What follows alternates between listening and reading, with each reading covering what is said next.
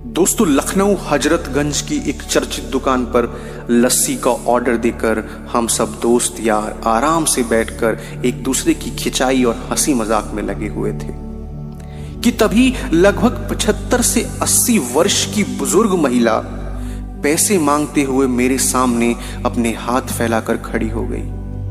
उनकी कमर झुकी हुई थी, चेहरे की झुर्रियों में भूख तैर रही थी, नेत्र भीतर को धंसे हुए थे किंतु सजल थे। उनको देखकर मन में ना जाने क्या आया कि मैंने अपनी जेब से सिक्के निकालने के लिए डाला हुआ हाथ वापस खींचते हुए उनसे पूछ लिया, दादी जी लस्सी पिएंगी? मेरी इस बात पर दादी कम अचंभित हुई और मेरे मित्र अधिक, क्योंकि अगर मैं उनको पैसे दे देता तो बस 5 या 10 रुपए ही देता, लेकिन लस्सी तो 30 रुपए की एक गिलास थी।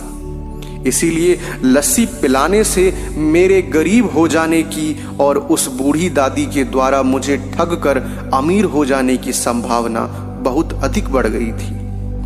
दादी ने सकुचाते हुए हामी भरी और अपने पास जो मांग कर जमा किए हुए 6-7 रुपए थे वे अपने कांपते हुए हाथों से मेरी ओर बढ़ाए। मुझे कुछ समझ नहीं आया तो मैंने उनसे पूछा, ये किस लिए? इनको मिलाकर मेरी लस्सी के पैसे चुका देना बाबूजी। भावुक तो मैं उनको देखकर हो ही गया था, रही बची कसर उनकी इस बात ने पूरी कर दी। एकाएक मेरी आंखें छलछला आईं और भरभराए हुए गले से मैंने दुकान वाले से एक लस्सी बढ़ाने को कहा।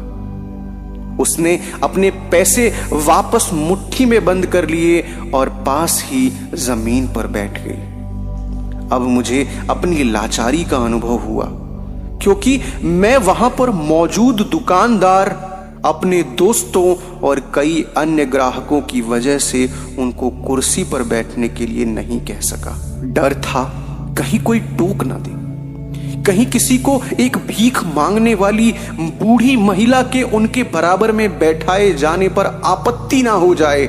लेकिन वो कुर्सी जिस पर मैं बैठा था मुझे काट रही थी।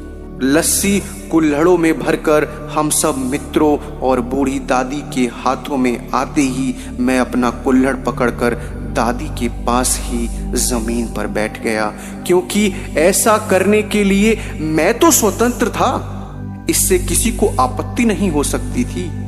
हाँ, मेरे दोस्तों ने मुझे एक पल को घूरा, लेकिन वो कुछ कहते उससे पहले ही दुकान के मालिक ने आगे बढ़कर दादी को उठाकर कुर्सी पर बैठा दिया और मेरी ओर मुस्कुराते हुए हाथ जोड़कर कहा, ऊपर बैठ जाइए साहब, मेरे यहाँ ग्राहक तो बहुत आते हैं किंतु इंसान कभी कभार आता है।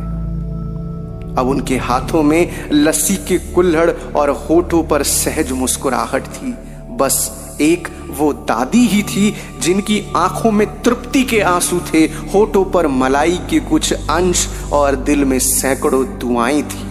ना जाने क्यों जब कभी हमें 10-20 रुपए किसी भूखे गरीब को देने या उस पर खर्च करने होते हैं तो वो हमें बहुत सादा लगते हैं। लेकिन सोचिए, क्या वो चंद रुपए किसी के मन को तृप्त करने से अधिक कीमती हैं?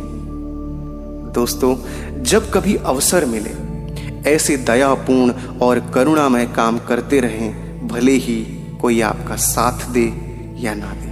दोस्तों, इस मार्मिक कहानी में बस इतना ही। अगर यह कहानी आपके दिल को छू पाई है तो प्लीज कहानियों का ढाबा चैनल को सब्सक्राइब कीजिएगा, वीडियो को लाइक कीजिएगा। हम आपके लिए ऐसी ही बहुत ही शानदार कहानियां सदैव लाते रहेंगे।